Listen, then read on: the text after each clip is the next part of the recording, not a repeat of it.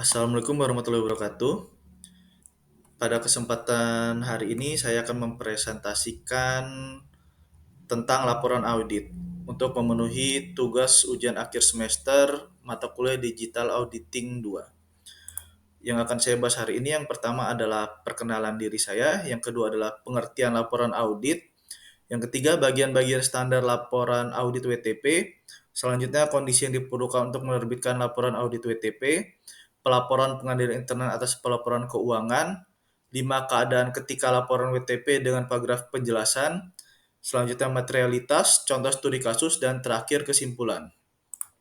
Sekilas tentang saya, perkenalkan nama saya Muhammad Haris Syafri, nomor induk mahasiswa 2403011020330, kelas AK 705, akuntansi PJJ S1 Universitas Cyber Asia. Materi yang pertama adalah pengertian laporan audit. Laporan audit adalah dokumen resmi yang dikeluarkan oleh auditor independen setelah melakukan pemeriksaan terhadap laporan keuangan suatu entitas, baik perusahaan, organisasi, atau lembaga. Laporan ini berisi opini auditor mengenai kewajaran laporan keuangan tersebut, apakah telah disajikan secara wajar sesuai dengan standar akuntansi yang berlaku. Berikut beberapa poin penting mengenai laporan audit. Yang pertama adalah tujuan laporan audit, yaitu yang pertama untuk memberikan opini yang menyatakan pendapat auditor mengenai kewajaran laporan keuangan entitas. Yang kedua, meningkatkan kredibilitas untuk memberikan keyakinan kepada pemangku kepentingan, baik kepada investor, kreditor, pemerintah, dan lain-lain, bahwa laporan keuangan dapat dipercaya. Yang ketiga, untuk mendeteksi potensi masalah, yaitu mengidentifikasi potensi masalah atau risiko dalam laporan keuangan yang perlu diperhatikan oleh manajemen. Fungsi laporan audit sendiri adalah bagi auditor sebagai bahan pertimbangan dalam pengambilan keputusan investasi, bagi kreditor sebagai bahan pertimbangan dalam memberikan pinjaman, bagi pemerintah sebagai bahan pengawasan dan penegakan hukum, dan bagi manajemen adalah sebagai bahan evaluasi dan perbaikan sistem pengendalian internal. Selanjutnya adalah bagian-bagian standar laporan audit WTP. Laporan audit dengan opini wajar tanpa pengecualian atau WTP adalah indikasi tertinggi kualitas laporan keuangan suatu entitas.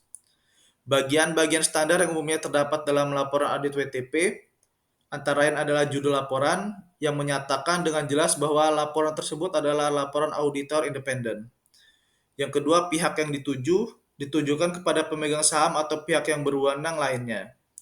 Yang ketiga, pendahuluan, mengidentifikasi laporan keuangan yang diaudit, misalnya neraca, laporan laba rugi, laporan arus kas, dan menyatakan tanggung jawab manajemen atas penyusunan laporan keuangan, dan menyatakan tanggung jawab auditor untuk memberikan opini atas laporan keuangan tersebut. Lalu poin keempat adalah tanggung jawab manajemen atas laporan keuangan. Untuk menjelaskan bahwa manajemen bertanggung jawab atas penyusunan dan penyajian laporan keuangan sesuai dengan standar akuntansi yang berlaku. Menyatakan tanggung jawab manajemen atas pengendalian internal yang diperlukan untuk menyusun laporan keuangan yang bebas dari kesalahan penyajian material. Yang kelima, tanggung jawab auditor. Menjelaskan bahwa tanggung jawab auditor untuk menyatakan opini atas laporan keuangan berdasarkan audit yang dilaksanakan. Lalu yang keenam adalah opini auditor, yaitu menyatakan opini bahwa laporan keuangan disajikan secara wajar dalam semua hal yang material, sesuai dengan standar akuntansi yang berlaku. Pernyataan opini inilah yang menandakan bahwa laporan keuangan mendapatkan opini WTP atau wajar tanpa pengecualian. Lalu yang ketujuh merupakan informasi lain jika ada, merupakan informasi yang lain yang relevan seperti penjelasan mengenai hal-hal tertentu yang perlu diperhatikan oleh pengguna laporan keuangan. Informasi tersebut dapat dicantumkan di bagian ini. Lalu yang ke-8 harus memuat nama kantor akuntan publik atau KAP, lalu di 9 tanda tangan auditor, dan 10 mencantumkan tanggal laporan audit. Opini WTP ini menunjukkan bahwa auditor tidak menemukan kesalahan penyajian material dalam laporan keuangan. Hal ini dapat memberikan keyakinan kepada pemangku kepentingan bahwa laporan keuangan dapat dipercaya. Walaupun mendapatkan opini WTP bukan berarti tidak ada kesalahan sama sekali, akan tetapi kesalahan yang ada tidak bersifat material. Materi selanjutnya adalah kondisi yang diperlukan untuk menerbitkan laporan audit WTP. Untuk menerbitkan laporan audit opini wajar tanpa pengecualian atau WTP, Ada beberapa kondisi penting yang harus dipenuhi. Kondisi-kondisi ini memastikan bahwa laporan keuangan suatu entitas disajikan secara wajar dalam semua hal yang material sesuai dengan standar akuntansi yang berlaku. Kondisi-kondisi yang diperlukan antara lain satu, kepatuhan terhadap standar akuntansi. Laporan keuangan harus disusun dan disajikan sesuai dengan standar akuntansi keuangan atau SAK yang berlaku di Indonesia, atau IFRS jika entitas tersebut menerapkan IFRS. Semua transaksi dan peristiwa harus dicatat dan dilaporkan secara akurat dan konsisten. Yang kedua, kecukupan bukti audit. Auditor harus memperoleh bukti audit yang cukup dan tepat untuk melindungi opini mereka. Bukti ini dapat diperoleh melalui berbagai prosedur audit seperti pemeriksaan dokumen, observasi, wawancara, dan analisis. Yang ketiga, tidak ada pembatasan ruang lingkup audit. Jadi auditor harus memiliki akses penuh ke semua informasi dan dokumen yang relevan untuk melaksanakan audit. Tidak boleh ada pembatasan yang signifikan terhadap ruang lingkup audit. Yang keempat, tidak ada kesalahan penyajian material. Auditor tidak menemukan kesalahan penyajian material dalam laporan keuangan. Kesalahan penyajian material adalah kesalahan atau kelalaian yang dapat mempengaruhi keputusan penggunaan laporan keuangan. Yang kelima, pengendalian internal yang efektif. Entitas memiliki sistem pengendalian internal yang efektif untuk mencegah dan mendeteksi kesalahan penyajian material. Auditor harus mengevaluasi efektivitas pengendalian internal entitas. Yang keenam, tidak ada kepastian signifikan. Tidak ada kepastian signifikan yang dapat mempengaruhi laporan keuangan secara material. Contohnya adalah gugatan hukum yang sedang berlangsung atau risiko kelangsungan usaha. Yang ketujuh, penjelasan yang memadai. Semua informasi yang relevan telah diungkapkan secara memadai dalam pelaporan keuangan dan catatan atas laporan keuangan atau CALK. Pengungkapan harus jelas, lengkap, dan mudah dipahami.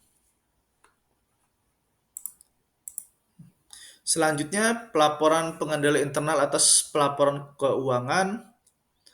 Pelaporan pengendalian internal atas pelaporan keuangan merupakan aspek yang penting dalam tata kelola perusahaan yang baik. Beberapa poin penting terkait hal tersebut adalah pengendalian internal merupakan suatu proses yang dirancang untuk memberikan keyakinan memadai mengenai pencapaian tujuan organisasi terkait dengan efektivitas dan efisiensi operasi, keandalan pelaporan keuangan, serta kepatuhan terhadap hukum dan peraturan yang berlaku.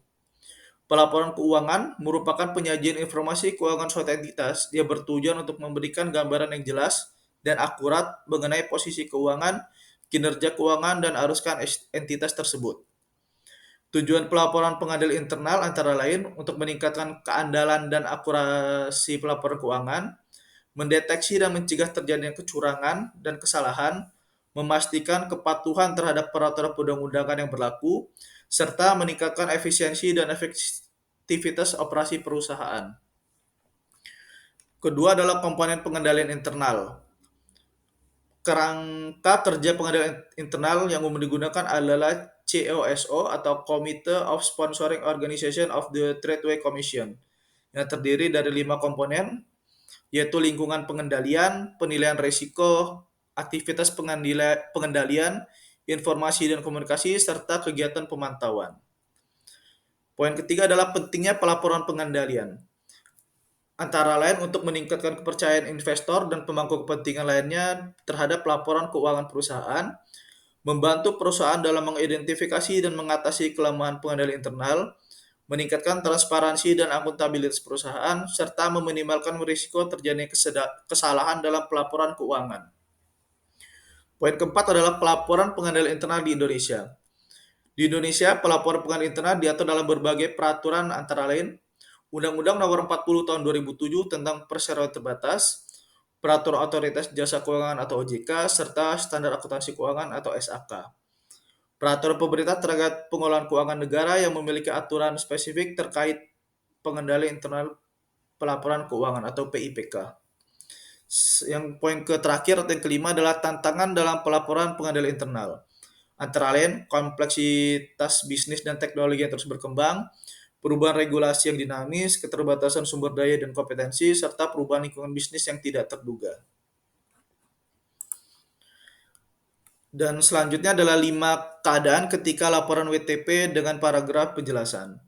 Di dalam dunia audit laporan keuangan, opini wajar tanpa pengecualian atau WTP merupakan dambaan setiap entitas. Namun terkadang auditor perlu menambahkan paragraf penjelasan dalam laporannya, meskipun opini WTP tetap diberikan.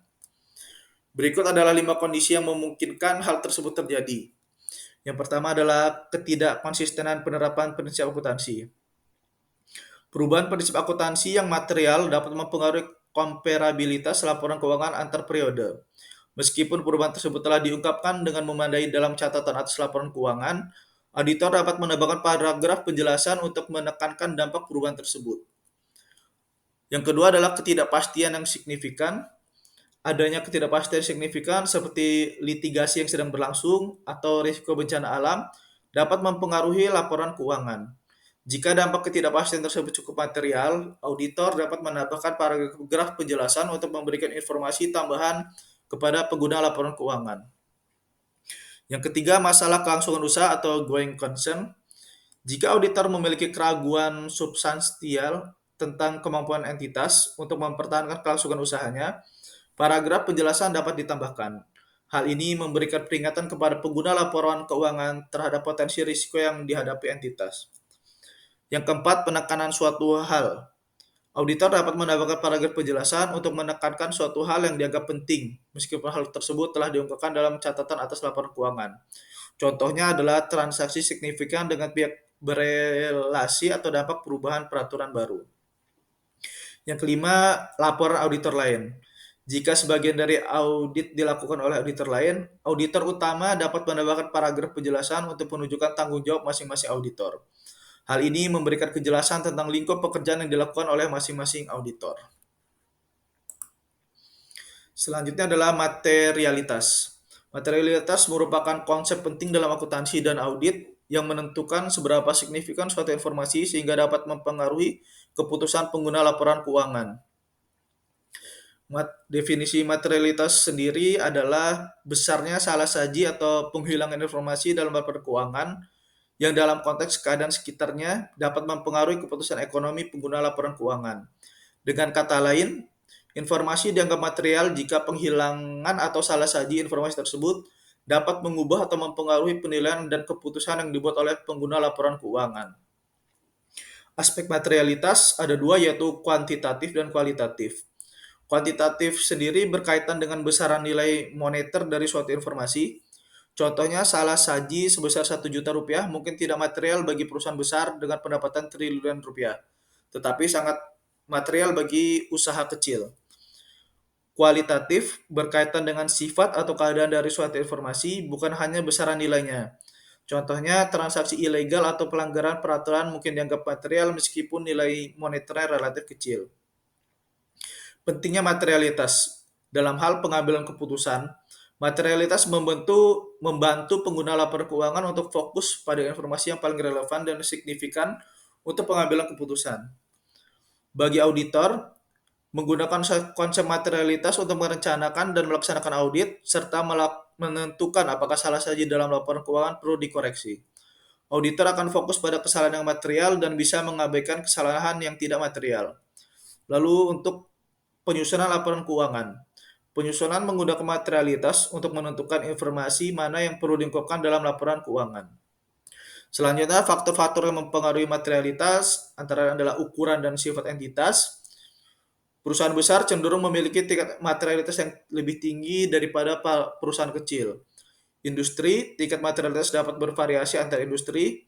Keadaan ekonomi, kondisi ekonomi yang tidak stabil dapat mempengaruhi tingkat materialitas. Pengguna laporan keuangan, kebutuhan dan harapan pengguna laporan keuangan dapat mempengaruhi penilaian materialitas. Jadi dapat disimpulkan materialitas adalah konsep yang subjektif dan memerlukan pertimbangan profesional. Hal ini membantu memastikan bahwa laporan keuangan memberikan informasi yang relevan dan andal bagi pengguna dalam pengambilan keputusan ekonomi. Selanjutnya kita masuk ke contoh studi kasus. Studi kasus ini saya ambil di PT Maju Jaya dan masalah persediaan. Latar belakangnya adalah PT Maju Jaya adalah perusahaan manufaktur yang bergerak di bidang produksi furniture. Pada akhir tahun buku 2023, auditor eksternal ditunjuk untuk melakukan audit atas laporan keuangan perusahaan. Selama proses audit, auditor menemukan adanya masalah signifikan terkait dengan persediaan perusahaan. Masalahnya antara lain, auditor menemukan bahwa sistem pengendalian persediaan PT Maju Jaya tidak memadai. Lalu terdapat perbedaan signifikan antara catatan persediaan dengan hasil perhitungan fisik persediaan. Auditor juga menemukan adanya persediaan yang sudah usang dan tidak dapat dijual tetapi belum dihapuskan dari catatan persediaan. Tindakan yang dapat dilakukan auditor adalah melakukan pengujian tambahan untuk menguji keandalan catatan persediaan. Auditor juga dapat melakukan perhitungan fisik persediaan secara independen untuk memverifikasi keakuratan catatan perusahaan. Auditor dapat meminta manajemen PT Maju Jaya untuk melakukan penilaian atas persediaan yang usang dan menghapuskan dari catatan persediaan. Lalu hasil audit setelah melakukan pengujian tambahan, auditor menyimpulkan bahwa salah saji material dalam persediaan tidak dapat dideteksi oleh auditor. Auditor menyimpulkan bahwa kesalahan dalam pencatatan persediaan sangat material. Opini auditor, karena salah saji material dalam persediaan, auditor memberikan opini tidak wajar atau adverse opinion atas laporan keuangan PT Maju Jaya. Dalam laporan audit, auditor menjelaskan secara rinci masalah yang ditemukan dan dampaknya terhadap laporan keuangan. Pelajaran yang dapat dipetik adalah studi kasus ini menggambarkan pentingnya sistem pengendalian persediaan yang memadai. Perusahaan harus melakukan perhitungan fisik persediaan secara berkala untuk memverifikasi keakuratan catatan persediaan. Dan auditor sendiri memiliki tanggung jawab untuk memberikan opini yang sesuai dengan kondisi yang ditemukan selama audit, meskipun hal tersebut dapat berdampak negatif pada perusahaan. Ya, jadi kesimpulan dari materi yang saya sampaikan adalah laporan audit adalah dokumen resmi yang dikeluarkan oleh auditor independen setelah melakukan pemeriksaan terhadap laporan keuangan suatu entitas, baik di perusahaan, organisasi, atau lembaga. Laporan audit dengan opini wajar tanpa pengecualian atau WTP adalah indikasi tertinggi kualitas laporan keuangan suatu entitas. Untuk menerbitkan laporan audit dengan opini wajar tanpa pengecualian atau WTP, ada beberapa kondisi penting yang harus dipenuhi. Pelaporan pengendalian internal atas pelaporan keuangan atau PIPK merupakan aspek penting dalam tata kelola perusahaan yang baik. Dalam kasus lain, auditor mungkin memberikan opini wajar dengan pengecualian atau qualified opinion jika salah saji material terbatas pada area tertentu dalam laporan keuangan. Dalam kasus yang lebih baik, apabila tidak ada kesalahan yang material, auditor akan memberikan opini wajar tanpa pengecualian atau WTP. Dalam kasus-kasus yang menyangkut kecurangan atau fraud, auditor akan mendapatkan perhatian lebih dari auditor. Demikian presentasi dari saya, semoga dapat bermanfaat bagi kita semua. Saya akhiri, wassalamualaikum warahmatullahi wabarakatuh.